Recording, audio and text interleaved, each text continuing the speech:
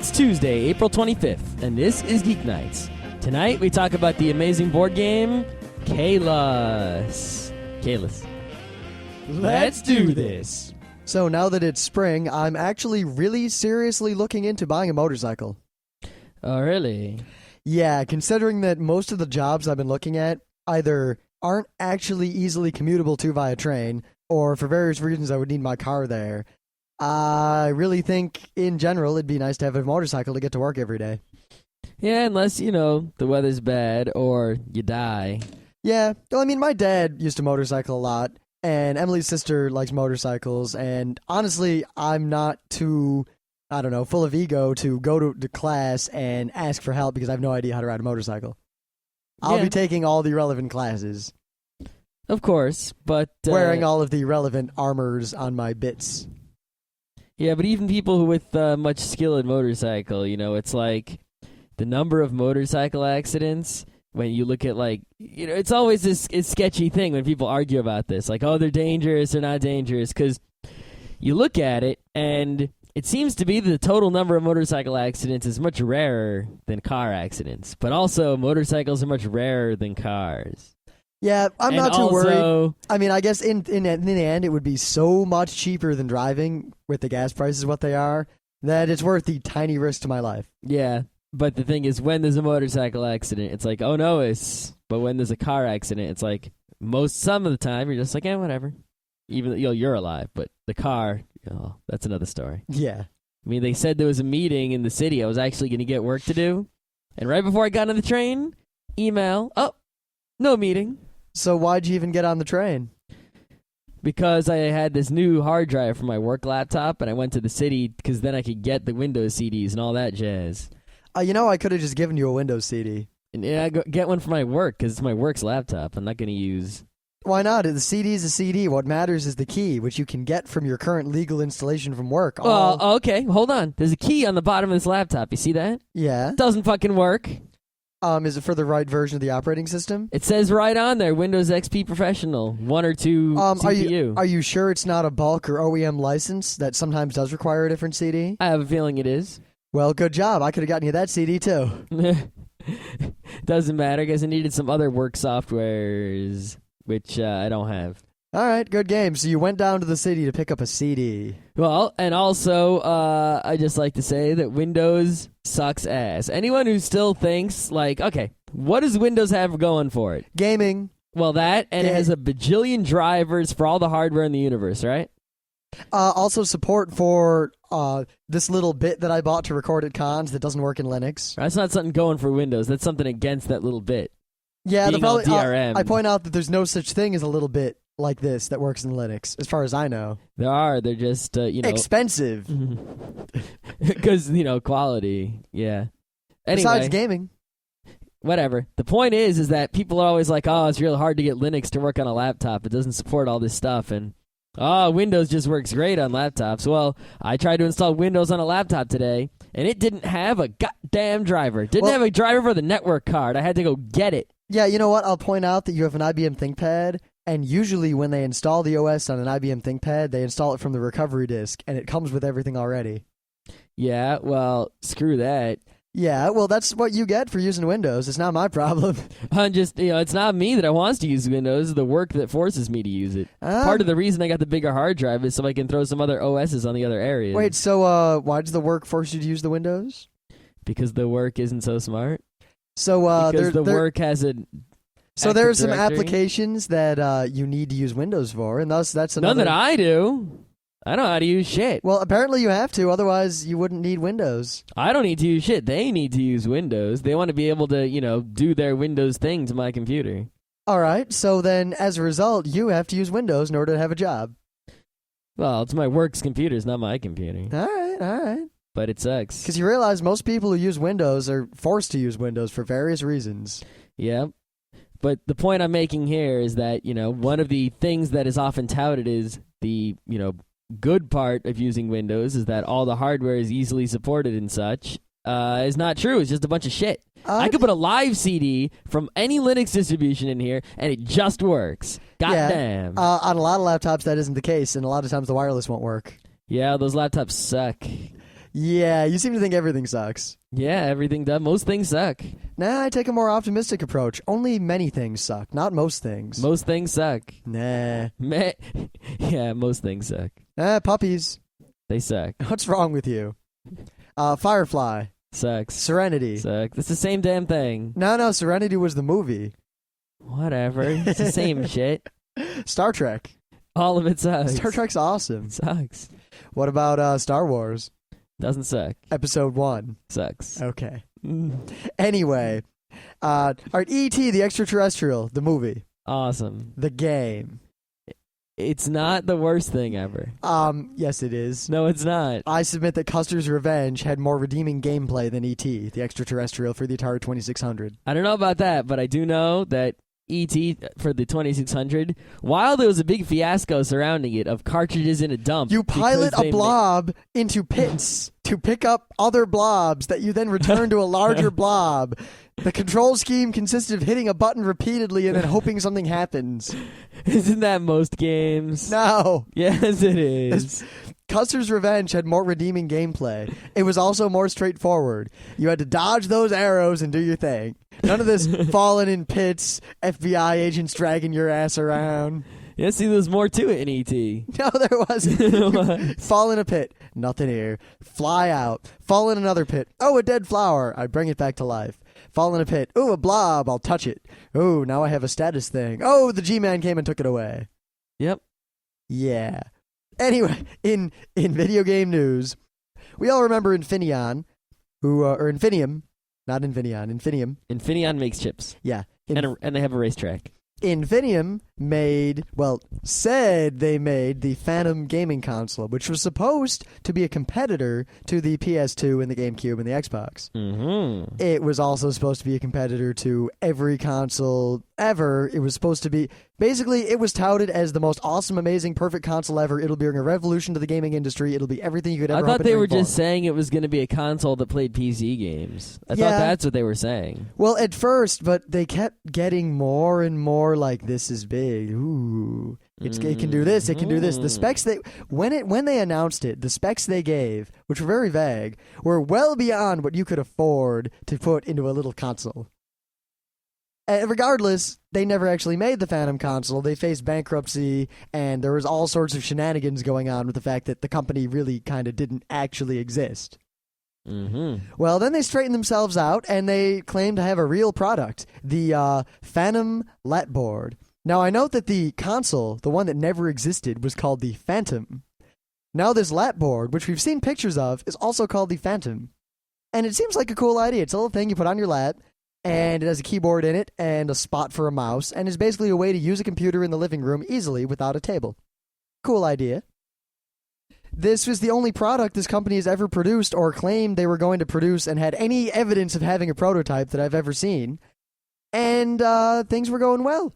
Until it was announced recently that this product, like the Phantom console, has now been mysteriously delayed. See, this is the only good thing to come out of the Phantom was this cool little lap keyboard thing. The fact that it's not coming is sad, actually. I submit that other things came out of the Phantom console. For one, about 7 Penny Arcade comics that were hilarious. A media shitstorm. Lots of lolling. Yeah, there's a lot of things like that came out of Jack Thompson. That doesn't mean I still want it to be around. No, I want Jack Thompson to be around. I can't wait for my next thing of the day to be Jack Thompson.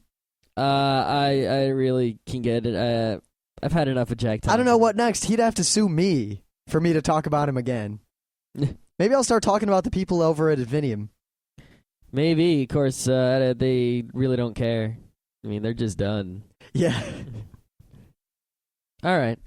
So there's some rumors going around. There's some rumors going around. Well, first of all, on May 9th, write that on your calendar, May 9th, that's the date of the Nintendo Super Press Conference at E3. Now, I'm not going to try to sound like a Nintendo fanboy here, and I'd say there's a small chance that this is going to be one of those moments that years from now we'll remember, and fellow geeks will ask each other, where were you when it was announced? I don't think it'll be quite that amazing. Hence, I gave some fairly meager odds on it. Yeah. It depends on what they announce. Mm-hmm.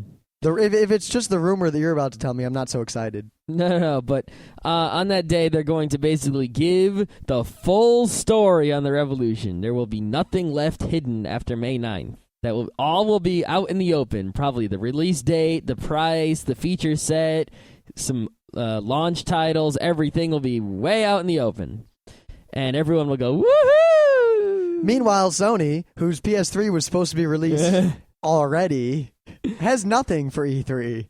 Yeah, well, we're not worried about that right now. What we're worried about is the latest rumor is that one of the things that we will learn about the revolution on May 9th could possibly be, according to sources.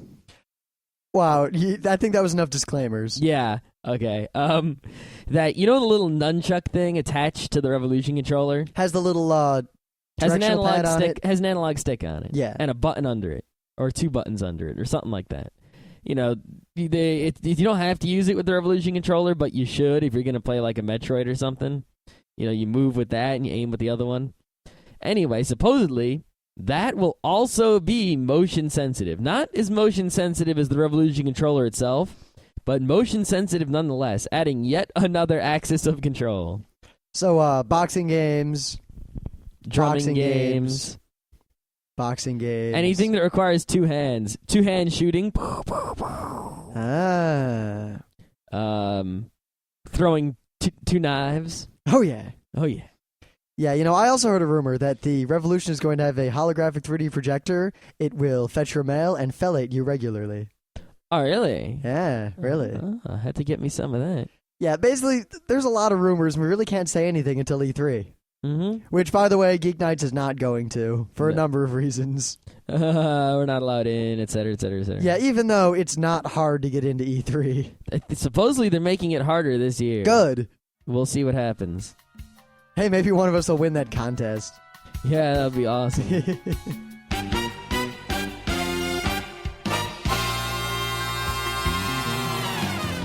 So, anyone who calls themselves a worthwhile geek these days knows about the GDRs and the Guitar Heroes. Dance Dance Revolution. Yeah, not double data rate or anything else that DDR stands for, because it stands for a lot of shit.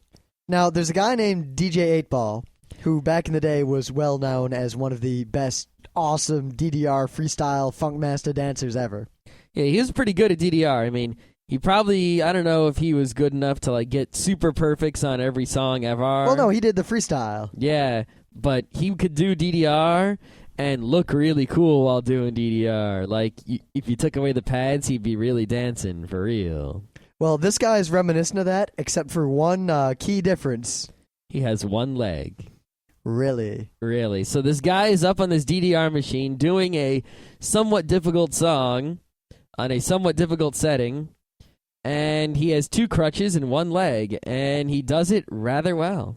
Yeah, the video is really kind of cool to see. Like, most people who are missing a leg or something like that, it's like most of them seem to just kind of get by, and try to at least bring their lives back to what they would be if they didn't have a handicap. But, it's a rare guy like this that makes his life better than what it would be if, Well, at least his life in regards to DDR. Well, it doesn't look like his life's too bad. Looks like he can get around pretty good. Well, Mr. Period would be pissed. You're lucky he's not here. Whatever. All right. He could drown in a well for all I care. So, why not die in a fire? Well, because I want to use the word well. Yeah, but die in a fire is the thing. It's the thing going round. It's not well. Yeah. All right. So this has been making the rounds, but I want to talk about it partly because some of my friends had a rather poor showing on it, and 2, because it's something I can put in the forum and we can all have fun with it like we did with that nerd, geek, dork test a while ago. Yeah, because there's 2 answers we don't know and we want someone to tell us what they are. It's a simple little 8-bit test where it shows you a sprite from an 8-bit Nintendo video game, and you have to say what game it is. I got all but 2 of them. Now, keep in mind that the rules in terms of us and Geeknights on a quiz like this is you can't think for more than like 10 seconds on one, and you can't like Google it. So just right off the top of your head, which ones can you get? I think there's 10 of them on the list, 10 or 12. Something like 16. I got all but 2. Scott got all but, I think, 5. I think it's all but like 4. Nah, you missed... But some of them I should have had. It was bullshit. Yeah, should have had, but you know what? I give myself half credit for those. No. I get half credit on the Dr. Mario and the... Well, don't say anything, because that'll ruin it for the people out there who haven't done it yet. They don't know which one's Dr. Mario. It's obvious, because there's only one of them it could be. No, because the one they're that not old school. Besides Scott, it's obvious. Besides, even then, that's the one you didn't get. I knew it. I just didn't know it. Whatever, we'll blow it away. Scott didn't get the ninja from Final Fantasy 1. Oh, come on. It was such a trick. No, it wasn't. Yeah, it was. He didn't get Dr. Mario, one of the bugs. It wasn't one of the bugs. It was the weird guy. He didn't get, it was that is the big representation of the bugs that it puts under the little magnifying glass. Oh, the bugs that's the different bug guy. I'll show you later. Also didn't get the eggplant wizard. I never got very far in that game. Yeah, I didn't know what the hell the eggplant wizard was. I recognized it as something familiar. But he's even in Captain N. I mean, what the hell? I never really watched Captain N that much. Of course, our friend Scott Johnson, who was complaining earlier that he doesn't talk to us enough because he listens to Geeknights instead. Oh, he's probably listening to this. Yeah, so... right now, which could be a different time depending on who you are and when you're listening. You got less right than Scott did, That's what I remember. I had to go look at the aim logs, but I'm pretty sure you had a poor showing when I sent you the link this morning. Yeah, I mean, almost as poor as Scott, but you got a little bit more poor. Yeah, it's pretty poor. Anyway, yeah. Now we know which Scott is more Scott and which one is not. Except originally you were Scott Prime and he was Scott Prime, even better, Optimus Prime. Whatever. So anyway, it's a gaming day. And we picked up a while ago a board game called Caylus, which has been much hyped. Well, a lot of people are arguing about whether it's hype or not. The point is that there's been a lot of buzz and discussion and people saying good things about this game and, encouraging others to play it and saying how great it is and all that stuff. Word of mouth. Well, we got the game. And we've played it, and as you who read the forums know, I'm mostly undefeated at it currently. I haven't exactly played it that many times. 5 times. That many different configurations. 5 times. That's not very many. Yeah, you're just bitter. No. But anyway, the game is actually really good. It's a pretty good game, yeah. It is a hard board game. I mean, hard like Puerto Rico. Hard as in solid, luckless, and just brains bashing against each other for an hour. Yeah, if you want to play a nice light board game, it's nice and easy. Just about anyone can get into it, have a lot of fun. This is not the game. Yeah, you probably want to pick up Carcassonne. Yeah, or something else because Caylus is a lot of pain. Caylus is one of those rare games where when you finish a game of it, you have not a headache, but definitely this feeling of mental exhaustion, like you have spent a part of your brain that now needs to recover. I don't feel it that bad. Maybe that's because I'm not trying so hard. Yeah. Anyway, so the game, the premise of the game is that King Philip the Fair... Who is a creepy-looking dude, by the way. At least if you consider the picture on the front of the box to be a picture of him, he's ugly and scary. He is not fair. No, he is not. So he's building a castle in France. Oh, the castle. Yes, Scott is very multicultural. Oh, so, and... You are a laborer. Oh, you're not a laborer. You're like a build master guy. Yeah, like an artisan or something. Yeah, something like that. And you help to build his castle. And everyone else is, of course, also the same thing as you. So you're competing to see who can build the most of the castle and gain the most favor from the king. Because if the king likes you the most, then that's good for you.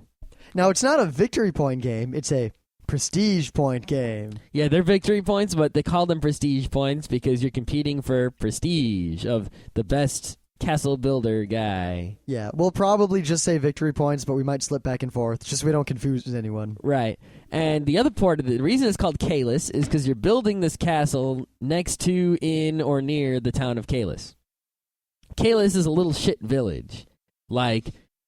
It's a half-horse town. Even though it's got 6 buildings in it, plus, an inn and a stable and a jousting field. It's not much. Jousting field. Those buildings, the jousting field, those are things the king built to while he sits there and waits for the castle people. Those aren't part of the town of Caylus. Uh-huh. See, this is probably the first time. That's why the bridge is there. This is probably the first time you've ever paid attention to the flavor text of a game. Well, I think it's kind of important for this game because Not really. Because in other games, like you could replace the flavor, but in this game, it's sort of like if you're gonna put a different flavor in, because the flavor is somewhat tied into the game itself, you need to make it match. You know? Yeah, the theme actually plays into it pretty well. Like, if you think of the game in terms of the theme, a lot of the rules make sense. Mm-hmm. As opposed to some other games we've played. Yeah. Like Tigris and Euphrates is pretty much just, I'm throwing down red tiles. Yeah, you could change the theme in Tigris and Euphrates to anything you want. Just replace red, green, blue, and black with anything. We don't even remember what the tiles are supposed to be representing. Temples, harvesty food farms. Yeah, markets and fishers. Something like that. It doesn't matter. It's red, green, blue, and black. Anyway, the point is Caylus. The town of Caylus, the village, or should I say, that's on the other side of the bridge from the castle, has like 6 buildings in it. And after that, it's pretty much nothing. I mean, there's a gold mine somewhere, and there's a couple other buildings, but they suck. Well, they don't suck, but they're not really part of the town yet. And what you do is, while you're trying to build the castle and curry favors from the king in order to get prestige, you also have to use the people of the town of Caylus to work for you. Now, the basic game is simply there are a multitude of ways to gather a multitude of resources. You want to convert resources as efficiently as possible into prestige points over the course of the game. Yep, I mean, you get money, you get cubes of different colors. Yep. And you get buildings. You get gold, which is a special cube. Yep.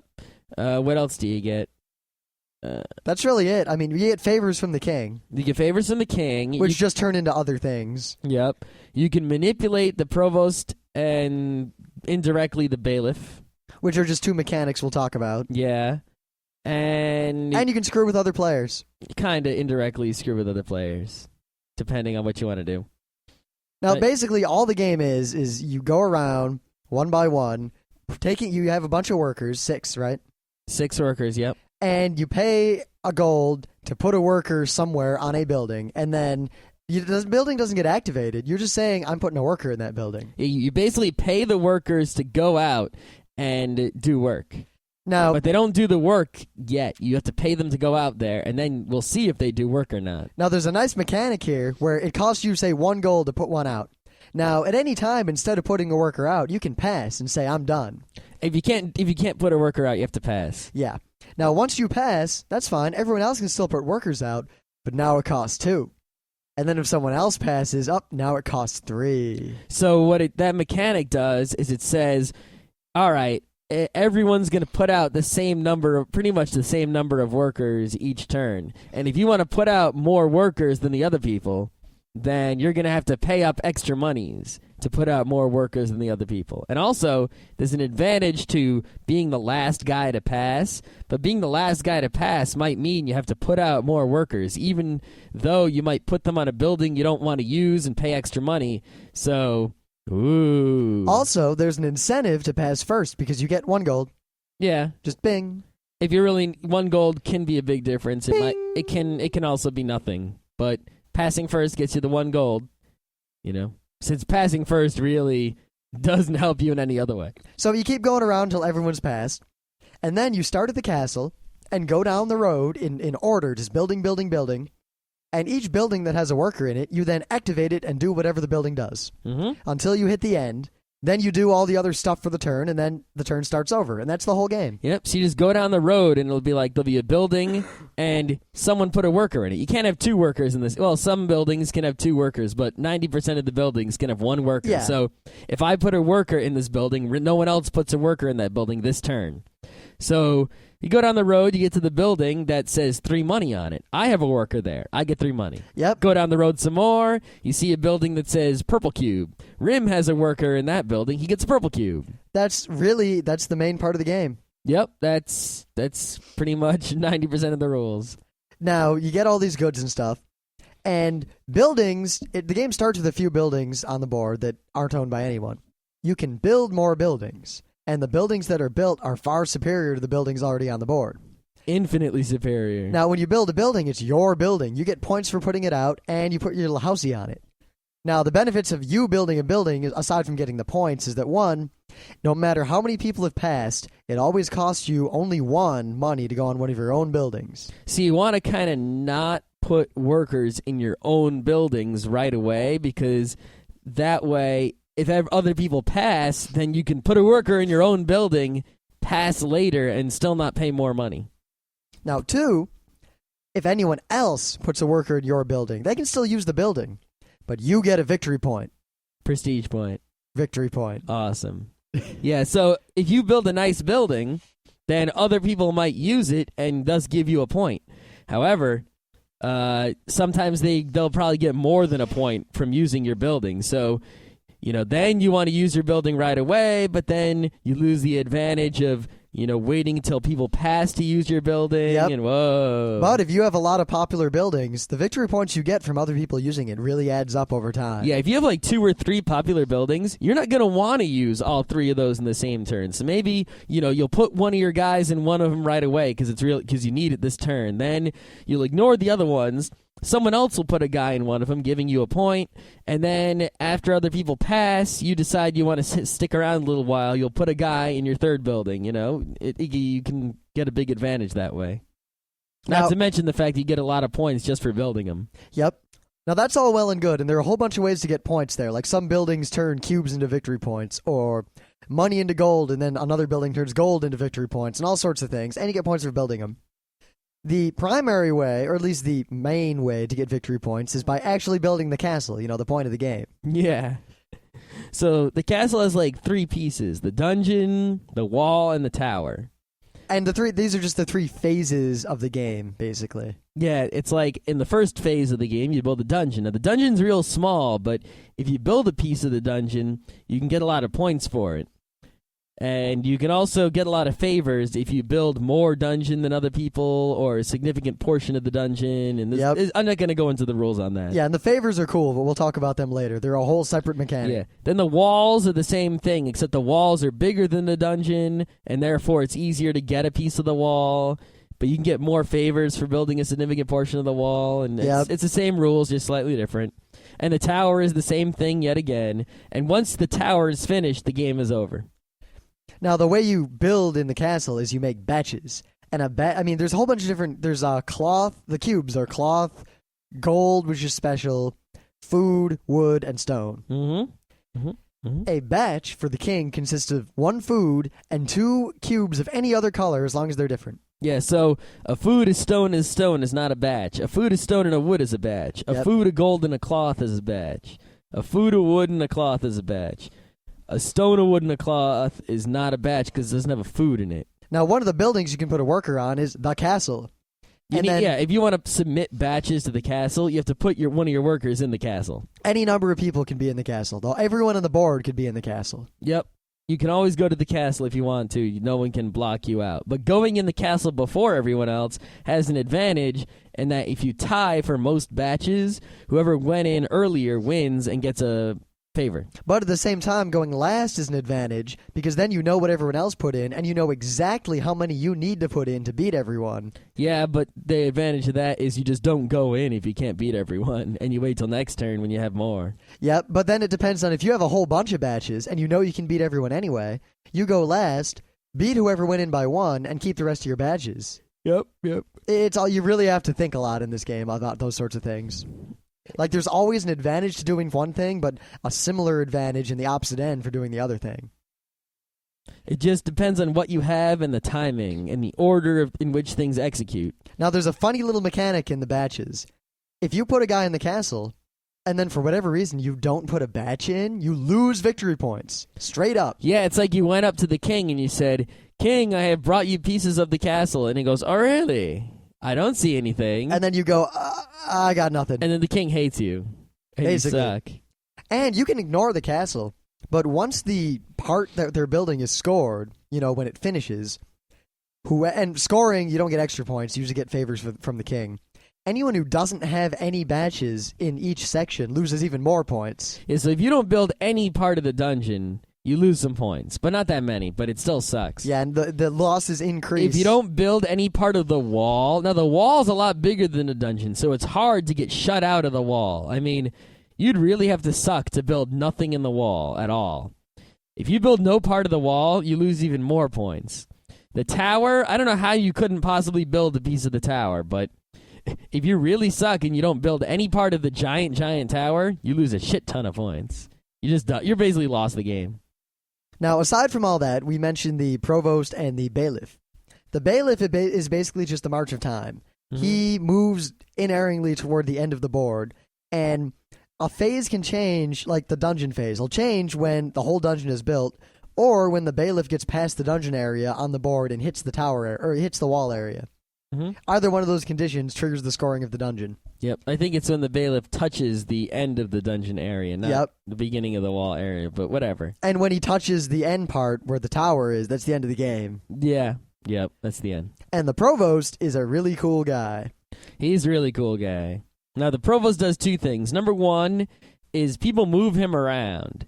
Like, there's a building that you can use that allows you to bribe the provost, and, well, it basically means you move him around for free, a whole bunch. And there's the bridge. Everyone goes on the bridge when you pass, but whoever passed first pays 0, 1, 2, or 3 money to move the provost 0, 1, 2, or 3 spaces accordingly. Now, there aren't that many spaces on the board, and if you have a game with 5 people, that's up to 18 spaces he could move, depending on how people move him. Yep. And then, of course, the guy who passed second can move the provost third, fourth, fifth. So whoever is the last person to pass on placing workers gets to move the provost last, which is a huge advantage, which means you can shut people out with him. Now, you may be wondering, why would I want to move the provost? What is the mechanic here? Well, the first thing is that the provost is moved to a position on the board after the bailiff. Then the bailiff will march forward 2 spaces that turn. If the provost is on the same space as the bailiff or before the bailiff will only move forward 1 space that turn. That's a big deal because you can make the game move really quick. I mean, if you keep moving the provost forward every turn, you'll finish the dungeon in 3 turns, which means people have 3 turns to get a batch in or they're screwed. So there's something big with that. Now, too, the board is a line. It just goes a windy line. Yeah, they make it windy to fit on a board. It could be a straight line. It wouldn't make a difference. And it gets built in order, and things get activated in order. Anything that is beyond whatever square the provost is sitting on doesn't get activated. And if you put a worker on one of those buildings, well, fuck you. Yeah, so let's say there's a building that gives you a wood cube and then a building that gives you a stone cube. And when we're putting workers out, you put a worker on the stone cube building. The provost gets moved all the way back to the wood cube building. The stone cube building never gets activated. Your worker is sitting on it. You paid to put the worker there, but you're never going to get that stone cube because the provost won't let the buildings behind him or in front of him, depending on your point of view, get activated. See, now you might have been wondering earlier, why would you go into the castle if you didn't have a badge?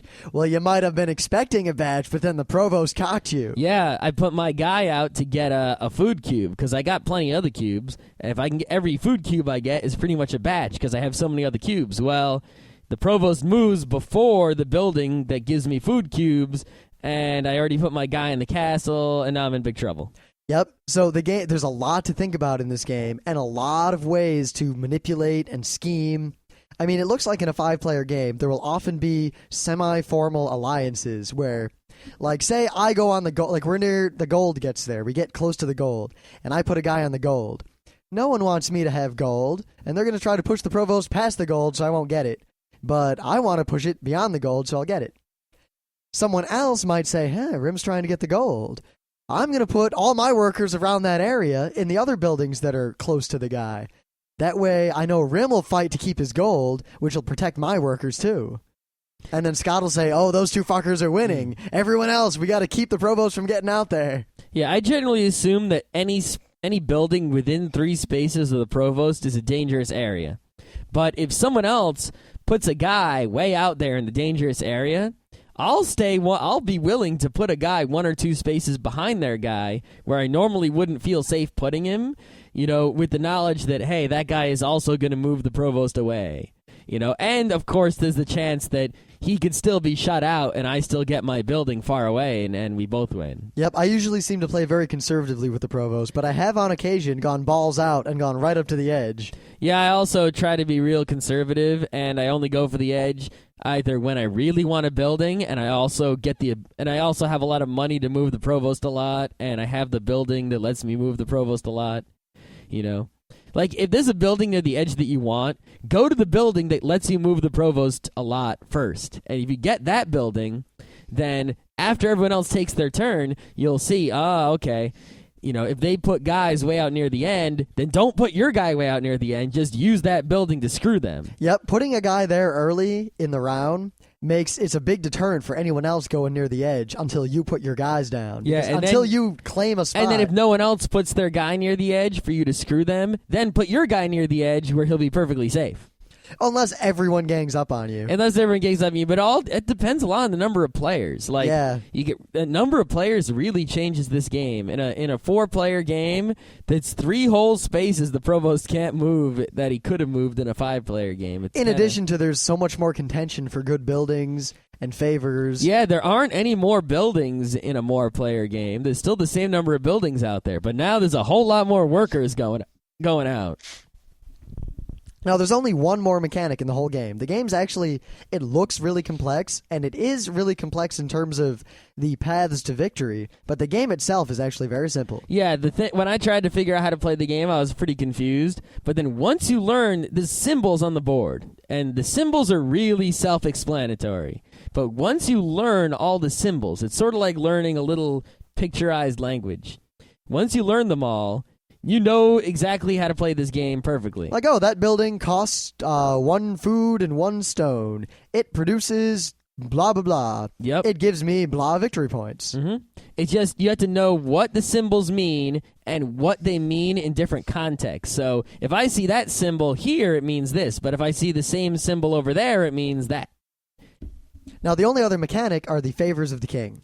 The favors of the king. And they're cool. Basically, there's 4 tracks. Victory points, money, cubes, and buildings. Mm-hmm. These 4 tracks, you have a marker on each one, and it's increasing returns. The further to the right you get on these tracks, the greater the reward is. And every time you get a favor, you pick one of those tracks, advance your little marker, and take any of the favors in that row that you are on or that are to the left of you. So basically, the king comes to you and he says, "You have done a good job. I favor you." And you can say, "All right, king, I would like some money," or "I would like some victory points," or "I would like a cube," or "I would like to build a building. Can you help me out?" And you pick one of the 4.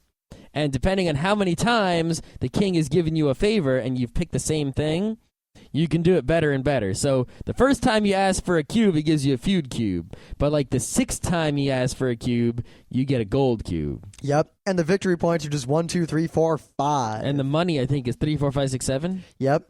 And then the buildings, this is one kind of kicker in the game. You can't just build buildings. Nope. You can't do any action in this game without putting a worker on a building somewhere. Yep. So there is a building that says you can build a wood-type building. Mm-hmm. There is one wood-type building, only one, that says, this building lets you build stone-type buildings. Mm-hmm. There is a building that lets you build the green-type buildings, the residences. Mm-hmm.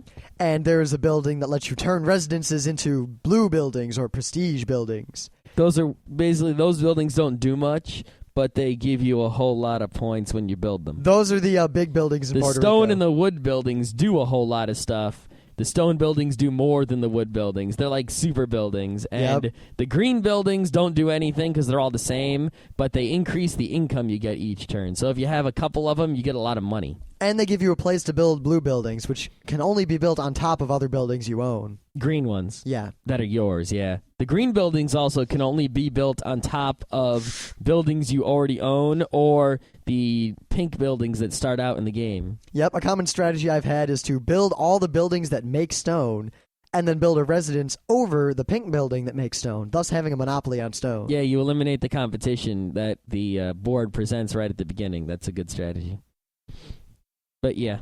Now, the building a building favor is big because, one, you can now build a building without needing those cards, those buildings. Yeah, so let's say the thing that lets people build stone buildings isn't on the board, but you get enough favors to build a stone building without that building that's usually on the board.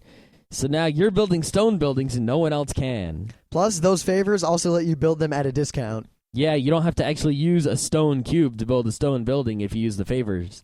Yep. Now, that favor sounds really powerful, but is mitigated by the fact that the first space on that track is nothing. So taking the first favor there doesn't do anything for you. Yeah. The game is insanely well balanced, with the possible exception of this one expansion building that turns gold into victory points at some sick rate. Yeah, there was this... in the game, there's pretty much a building for everything. I mean, there's a building that lets you turn money into gold. There's a building that lets you turn money into cubes into money. There are a lot of combos where you can take one cube and shunt it through 3 buildings and end up with 4 cubes instead, things like that. Yeah, I like to. What I do is turn a cube into a pile of money and then turn some of that money back into like 2 cubes. So like turn 1 cube into like some money and some cubes. It's a good move. Anyway, there's one building that it's not even in the instruction book. It was given out as an expansion at Essen, which is the German super gaming convention that I'd like to go to one day. They just threw it into the second printing of the game, which is what I have, without, making mention of it at all. And what it does is it allows you, I think, to turn gold into a sick number of victory points. Like the game we played at Gaming for Hope, it was a 5-player game. I had run away with the game. I was a full halfway around the board from everyone else. There was nothing they could do about it. Until one guy he was pretty much at the leader of the loser pack, built that building and started chunking gold into it, and he almost caught up to me. Yeah. Like, suddenly the game turned around completely for that one guy. Yeah, the gold cubes are sort of special in that, number 1, they're harder to get than any of the other cubes. Yep. And 2, they only have a few uses. Number 1, you can use them as, like, where you would normally use a cube, as, like, a batch or convert it into money. But that's kind of silly because gold has special powers, so using it for those purposes is kind of a waste. Unless, you need an emergency batch. Yeah. Like, I would rather sacrifice the gold than get the -2 points for not having a batch. But anyway, what you primarily use gold for is, number 1, all the blue buildings require gold, the ones that you build on top of the green buildings.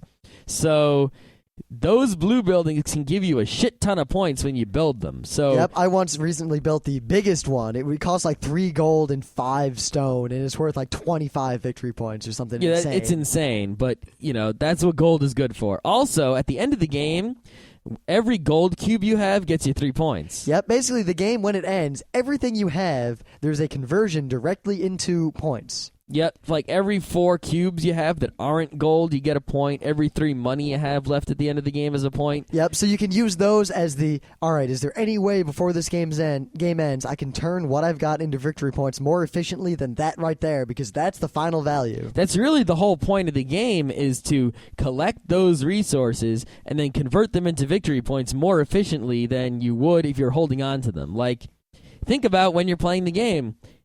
I'm about to spend 3 money. Is that going to end up getting me more than 1 prestige point? If no, that's probably not a good way to spend the 3 money, because if you just held on to that money till the end of the game, you'd get 1 point. So, it's the same thing with cubes. I'm about to do something with 4 cubes. Am I going to get more than 1 point for that? If not, it's probably a bad idea. Same thing with the gold. If you're going to turn gold into less than 3 points, you're probably wasting the gold. Now, the game is I've talked a lot in various times about how some games are strategic and some games are tactical. As in, some games, you can plan ahead and you can have like a plan. Like, I'm going to go for this and this and this and do this. And some, a strategic game it's not, because you could do that in any game. You could always come up with a plan. The point is, in a strategic game, the plan you come up with beforehand matters.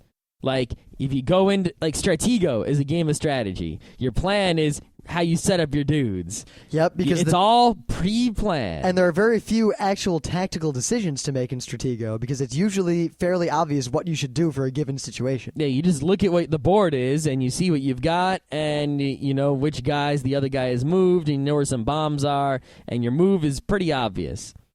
It's all about pre-planning. Pre-planning matters the most in a strategic game. Then there's a game like Tigris and Euphrates, which leans much more heavily toward tactics. Yeah, you can go into Tigris and Euphrates saying, I'm going to do this and this and this with a bunch of these cubes, or these tiles, not cubes. Yeah. Well, you get cubes. You get cubes. But that doesn't really matter. What matters is the decisions you make on the fly in the game. No matter pre-planning is going to help you win. Yep, because you can plan all you want, but you have to really be able to take tactical advantage of a situation like, oh, Pete just fucked up and put this tile here. That means I can do this. My whole strategy just changed. Yeah, it's not. You can't plan for that. You just kind of see how things go each and every turn, and every time you take an action, you have to consider the situation on the fly and make the right move. Caylus really seems to be a healthy balance of the two. Yeah, it's like... I mean, there's zero randomness other than the initial setup of the board. And the initial turn order. Yeah, but that's it. Yeah. That's it. The game is so precise, and there's so little luck and randomness that basically you have the tactical considerations of everything that happens to me is caused by another player. I have to anticipate their actions and react to them. I think the randomness in the game isn't... it's not gameplay related. What it is to make it so the game isn't the same game every time. Yep, because if the game were set up the same way every time, then it'd be like... I'd be in the situation where, all right, I go first and the board's this way, so I do this no matter what if I go first every time I ever play Caylus. Yep, it's like Battletech. The different map doesn't make the game random, even though Battletech's a random game. Yeah, I mean, there's no randomness at all in Caylus. Yeah, it's like Caylus, there's 6 buildings that start out on the board, but they start in a random order. So how many possible starting positions is that? 6 times 6. Yeah, so there's 36. Basically, you have 36 no, maps. It's 6 factorial. That's right. So there's 6 factorial maps, in quotes, in Caylus. Yeah, but everyone knows the map and the starting order right as the game begins. So at that point, you can immediately, formulate your strategy, knowing exactly how the game is going to go. Yeah, if you see like a certain building is really close to the bridge, then that building is never going to get provosted early on, which means the game is going to lean in this way, which means this is what you kind of want to do. But on the other hand, there are a lot of other players with their own strategies, and they're going to try to do their thing, and you have to take advantage of them and not be taken advantage of. So on any individual turn, you'll see like, okay, he has this many cubes and he's got his worker there, and he has that many money and he put his worker there. That means if I go for that, then I'm going to get fucked, but if I go for that, then I can fuck them. Let me go for that. It's one of those rare games. I can't think of many games that have a very good balance of the two. Most games really lean to one or the other. Yep. Now, the only negative thing I can really say about this game is that at first glance, it looked like there were going to be many different ways to achieve victory points. Yep, many paths to victory. And I still think that's true. There are. However, I kind of got this feeling at first that, you know, the castle seems to be like the main way. There always seems to be a main way of getting points in any game. Like in Alhambra, the main way of getting points is most of a color in the scoring round. Puerto Rico, it's shipping things. Yeah, but there's also other ways to get points. Like in Puerto Rico, you can also get points, you know, from doing other things like big buildings and other stuff. And in Alhambra, you can get points for having the longest wall. You know, that there are other ways to get points that are secondary or perhaps tertiary. Well, it looked to me when I first started reading the instructions of Caylus that they're, you know, going for the castle, which is the main way of getting points. You know, there's a way to just go through the game with not completely ignoring, but largely ignoring the castle and using the other mechanisms of point getting, like building buildings and getting gold and all that, and coming out way ahead. Meanwhile, I heard the rules of the game and immediately thought, I'm going to hammer that castle relentlessly every time I play this game as hard and as fast as I can. And it was slightly disappointing that it seems that you really can't ignore the castle all that much. See, I'll note that I really think you can mostly ignore the castle in a many-player game. Yeah, I think there's a line where you can't ignore the castle below the line. It's like you have to do the minimum effort in the castle. Which makes sense because the whole game is building the castle. I know. If you're just a gold trader, why don't you go play Gold Traders of Caylus? Because maybe I can trade so much gold that the king will go, whoa, you got so much gold, I don't give a shit about those guys building my castle. You know what? You kind of can can with that one gold building. You can, but it's not the point. I'm trying to make. Yeah, I think the point is it's mostly that we played the 2-player game a bunch of times, and we played the 3-player game once. And in those small player games, you can put so much into the castle because there's so little competition that the castle is really the primary means to get victory points. Yep. I mean, putting one batch in the castle, even with the tower, gets you, 3 points? Yeah. Getting a favor gets you on average 3 points. So, that's, But getting a gold gets you 3 points. But in the 5-player game, there's a lot more competition in the castle. Huge competition in the castle. So you can either go all out for the castle or hang with the castle and go all out on gold or I think in a more player game, you really can't go all out on the castle because there are just so many people trying to have to get their batches in that there's no room to get enough points in the castle. All you'll do by maxing out the castle is end the game faster. Though you need to get the castle and points elsewhere in a more player game. Yes, though in the 5-player game we played, I won by ignoring everything but the castle, only doing the castle, and trying to end the game as fast as possible so that no one could even start all their other victory point generation schemes. Yeah, I really don't know how... See, the problem is that a lot of the games we played are with inexperienced players. Yeah. I really want to see what'll happen if we play with 5 Caylus masters or 5 well-learned Caylus players. Yep, it's like with Puerto Rico. When we first played Puerto Rico, it was none of us knew how to play,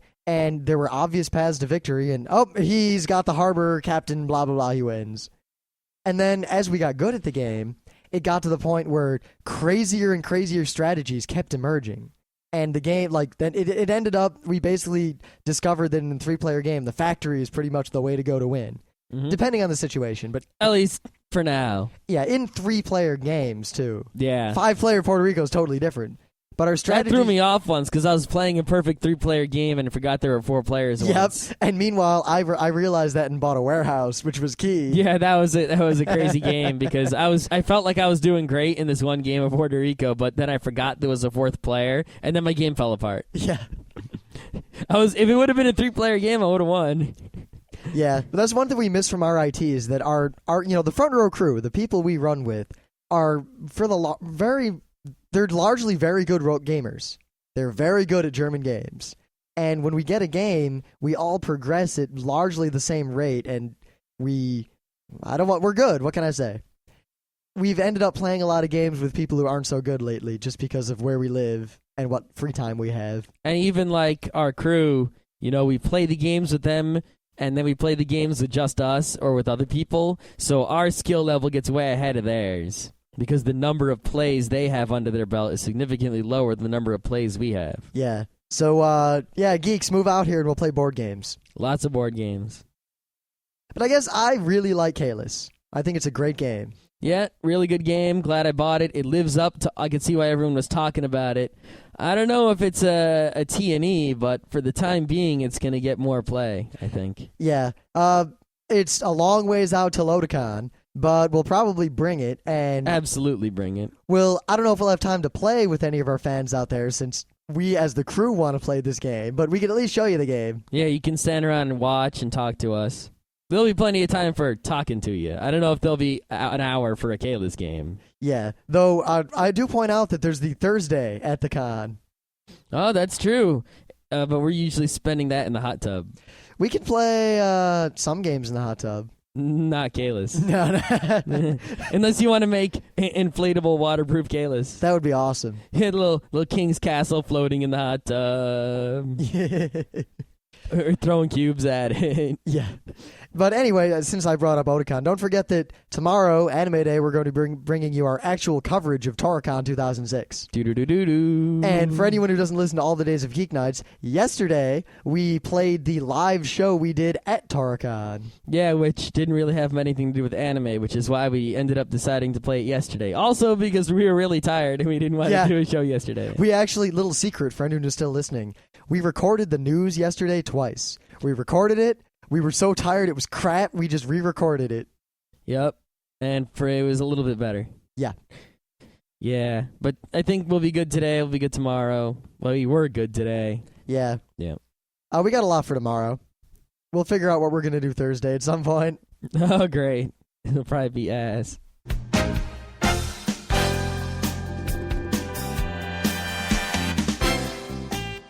And that was Geek Nights with Rim and Scott. Special thanks to DJ Pretzel for our opening theme. Be sure to visit our website at www.frontrowcrew.com. If you like our podcast, you'll love our forums. Make sure you visit them. You can send your email feedback to geeknights@gmail.com. And if you want, you can leave us a voicemail at 206-333-1537. Geek Nights airs every weeknight, Monday through Thursday. Geeknights is recorded with absolutely no studio and no audience. But unlike those other talk shows, it's actually recorded at night.